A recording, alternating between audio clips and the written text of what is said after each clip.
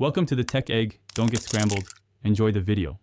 In this video, I will explain how to make beef stock from cubes.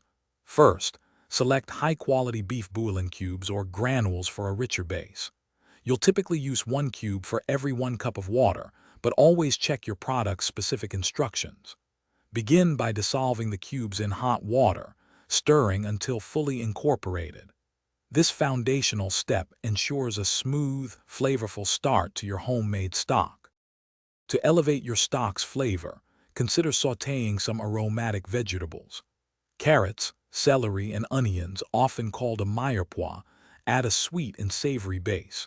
You can also introduce fresh herbs like parsley, thyme, or a bay leaf during the simmering process.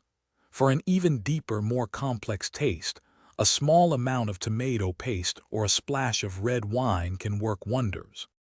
Once your ingredients are combined, bring the mixture to a gentle simmer. Avoid a rolling boil as this can make the stock cloudy. Let it simmer for at least 30 minutes or longer for a more concentrated flavor. As it cooks, skim off any foam or impurities that rise to the surface. Finally, carefully strain the stock through a fine mesh sieve or cheesecloth to achieve a clear, smooth liquid.